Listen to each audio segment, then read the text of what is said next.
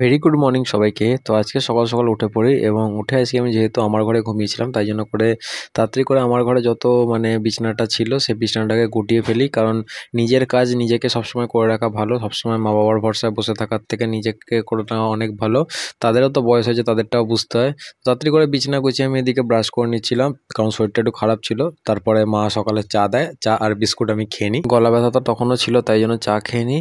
চা খেয়ে আমি একটু বেরিয়েছিলাম মামার বাড়িতে একটু ব্যাংকের কাজ করতে। তো ব্যাংকের কাজ করে চলে আসি বাড়িতে এবং বাড়িতে এসে নিচে একটু ছাতু গুলিয়ে খেয়ে নিই 2 গ্লাসের মতন, কারণ খিদে পেয়ে গেছিলো।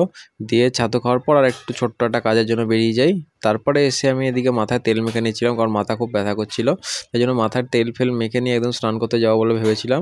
তো মাথায় একটু তেল জল দিয়ে নিই যাতে মাথাটা একটু ঠান্ডা হয়ে যায়। দিয়ে তারপরে 1:30টার দিকে স্নান কমপ্লিট হয়ে যায় এবং আজকে আমি পুরো ক্লিন শেভ করে নিয়েছি। দেখো কেমন লাগছে আমাকে।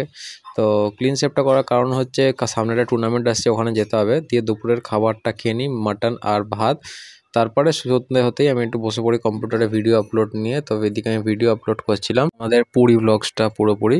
দিয়ে তারপরে সন্ধ্যে হতে মাসিরা চপ নিয়ে চলে আসে। তো এদিকে মারা সবাই মুড়ি খাচ্ছিলাম আমরা সবাই মিলে। তো মুড়ি খাওয়ার পর আমি তাড়াতাড়ি শুয়ে পড়ি, কারণ রাত্রের কিছু খাওয়ার ছিল না। তো এটাই ছিল ভিডিওটা ভালো লাগলে লাইক করো, চ্যানেলটিকে সাবস্ক্রাইব করো। দেখা হচ্ছে নতুন মিনি ব্লগ, ততক্ষণ টাটা।